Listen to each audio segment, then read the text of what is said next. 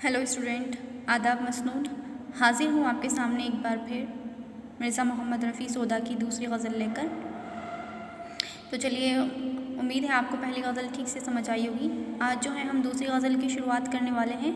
तो गज़ल का पहला शेर है कि जी तक तो दे के लूँ जो हो कारगर कहीं, जी तक तो दे के लूँ जो हो कारगर कहीं, ए आह क्या करूँ नहीं बिकता असर कहीं। क्या कह रहे हैं शायर कह रहे हैं कि महबूब तक रसाई मुमकिन नहीं, यानी मेरी मोहब्बत की जो रसाई है वो महबूब तक मुमकिन नहीं, आह व ज़ारी से भी कोई फ़ायदा नहीं है, इसके लिए असर कहाँ से लाऊं, आह व फ़गा से कामयाबी की सूरत निकल सकती हो तो उसके लिए जान तक दे दूं।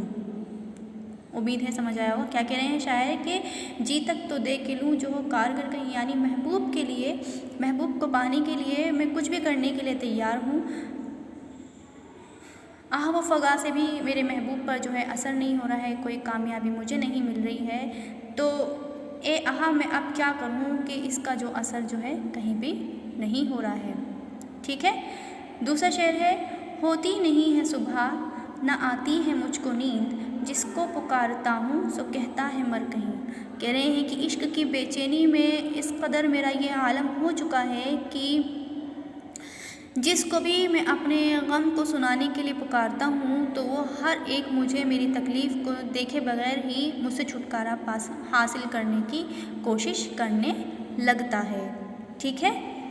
उम्मीद है दूसरा शेर अच्छे से समझ आ गया होगा।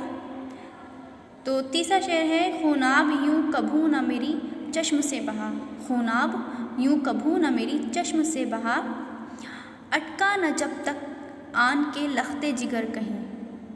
क्या मतलब? कहने का मतलब जो है वो ये है कि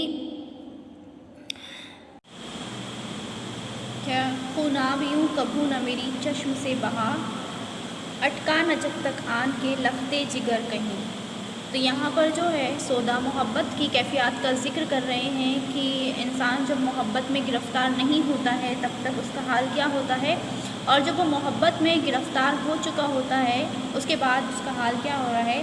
तो कह रहे हैं कि जब तक वो मोहब्बत में गिरफ़्तार नहीं थे तब तक तो उनके हालात ठीक थे, लेकिन मोहब्बत जब उनको हो जाती है, आशिकों को मोहब्बत हो जाती है तो उनकी आंखों से जो हैं खून के आंसू निकलने लगते हैं। तब जाकर मालूम हुई, ऐसा होता है कि उनके लख्ते जिगर में कोई अटक गया है जो कि घुल घुल कर आँखों से रवा दवा आंसू के ज़रिए हो रहा है, यानी कि महबूब जो है उनके लख्ते जिगर में बस गया है, जिसकी वजह से वो ज़ारो कतार रो रहे हैं।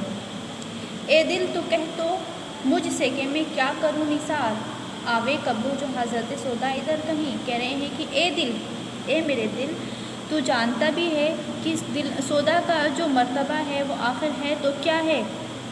अगर तुझे पता हो जाए तो जब वो कभी इधर आएँ तो उन पर मैं क्या निसार करूँगा ये तो मुझे भी मालूम नहीं, यानी उन पर निसार करने के लिए मेरे पास कुछ भी नहीं है, क्योंकि वो तो एक इतने पायादार बाबुलंद शायर हैं। कहने का मतलब ये है, यहाँ सोदा अपने मर्तबे का जिक्र कर रहे हैं कि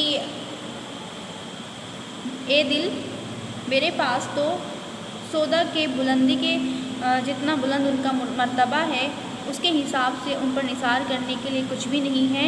अगर वो कभी इधर से गुज़रने लगे तो मैं उन पर क्या निसार करूँगा, मेरे पास तो उनके ऊपर कुर्बान करने के लिए कुछ भी नहीं है।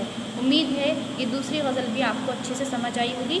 मिलते हैं अगली वीडियो के साथ, तब तक के लिए खुदा हाफिज़। और एक बार फिर आप मेरी वीडियो को ज़्यादा से ज़्यादा लाइक कीजिए और शेयर कीजिए।